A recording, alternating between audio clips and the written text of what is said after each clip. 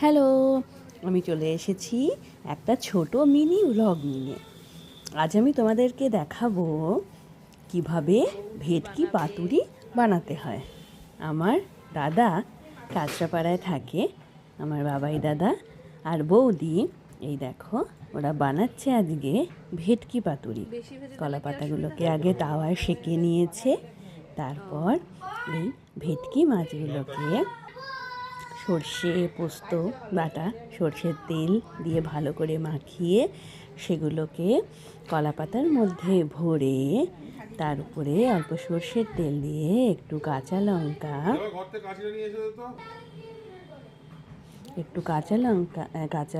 হ্যাঁ, আর একটু অল্প সর্ষের তেল ছড়িয়ে পাতাটাকে আবার ভালো করে মুড়ে একদম সুন্দর করে মুড়িয়ে সুতো দিয়ে বেঁধে তারপরে এই ভেটকি পাতুরি বানানো হবে।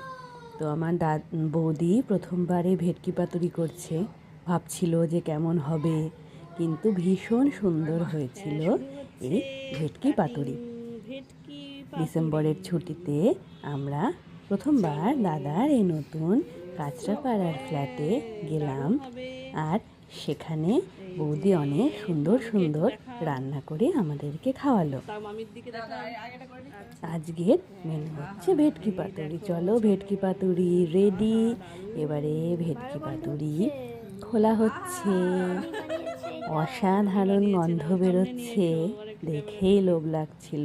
ভীষণ সুন্দর হয়েছিল এই ভেটকি পাতুরি।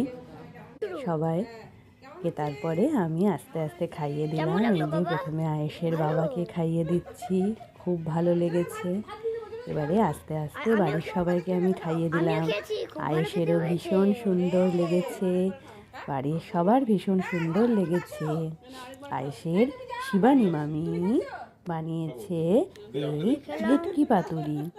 আমরা সবাই মিলে দারুণ এনজয় করলাম এই ট্র্যাডিশনাল বেঙ্গলি ডিশ ভেটকি পাতুরি।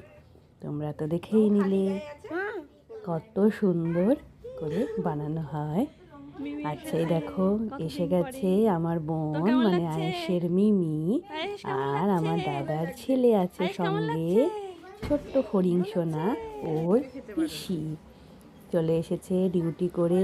ও পুলিশ, আজকে একটুখানি ম্যানেজ করে ছুটি নিয়ে কোনো রকমে এসেছে। আমরা সবাই এসেছি বলে আমাদের সঙ্গে দেখা করতে। চলো, খাওয়ার টেবিলে সবাই মিলে বসে গেছে। আমার ভাইও আছে, এদিকে দাদা আছে, এদিকে ডন পাপা আছে।